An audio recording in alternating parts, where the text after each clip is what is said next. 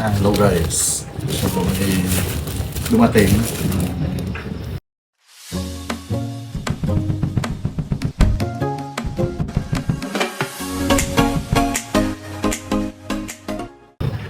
In-order natin. Actually, kapon pa natin ito inaantay. No? So yan, box natin. So yan po, no? Yung balot. So far naman, okay yung balot, no? So, sige. Then, ito yung ano niya. Buksan na natin para makita natin kung okay yung laman niya.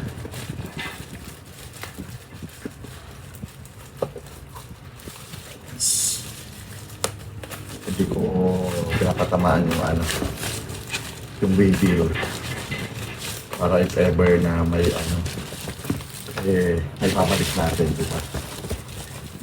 So, it's a sip and sip ang ating World Balance na sapatos. Kasi po yung sapatos kong luma is pinapasok na siya ng tubig kapag tag-ulan. So kailangan ko siyang bumili. Hindi siya ganoon ka mamahalin. Pero sana okay siya doon sa nagustuhan ko kasi nasukat ko na to sa physical store. Kaso nga lang mahal yung price. So nung chinek ko siya sa Lazada, naka-discount ako ng 200 pesos from that original price. So tara. Ayan guys. Tadaan! Ito yung resibo. And the items is, kailangan pakita ko ha. So yan po. Para ma-excise ko siya. Check. Kung okay siya. Baba muna natin itong box. So ito yung sapatos.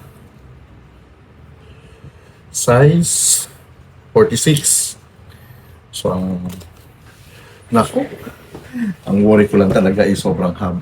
Ay, talagang sobrang haba sa akin. So far so good. Okay yung items, di ba? Ano ko na lang is talagang sana kasya. Sobrang laki.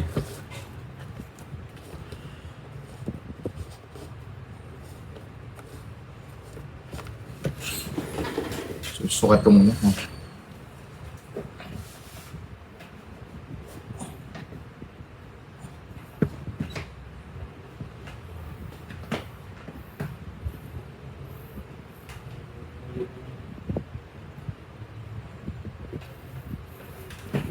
Okay naman siya guys. Tama lang yung haba niya kasi ang nagiging problem ko dito sa entrada, masakit. So, yung haba niya at the same time yung entrada is okay siya. Only 1 inch lang naman yung haba niya dito. So, normal na siya, okay siya and hindi naman tayo mababa para makita yung sobrang haba ng sapatos. So, yun. I have this. Nakuha ko po siya ng 1,599. Nakuha ko ng discount. Pero sa price niya is 1,799. So, naka-discount ako ng 200. So, yun ang kagandahan niya. So, may pang ano na ako sa tag-ulan. Diba sa tag-ulan? Sa kapag umuulan. Kasi ang hirap po ng ano, ang hirap ng ang tawag dyan ng pinapasok ng tubig or nababasa yung loob ng paa mo. Diba? Kahit nakasapatos ka. Kukompare ko siya doon sa isa ko sa FB.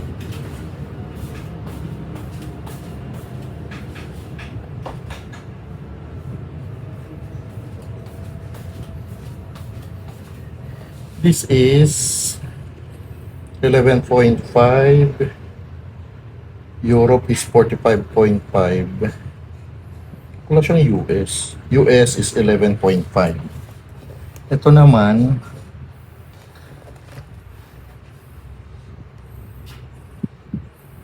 US is 13. Ay, grabe. 1.5 ang tinaba talaga niya. Almost the same. Tingnan nyo po. Oh, tingnan nyo. Almost the same. Diba? Pero ito, medyo masakit rin sa akin ng konti dito sa entrada. Pero nagagamit naman. Yun. Pang occasion lang natin siya. Kasi nga, white. Diba?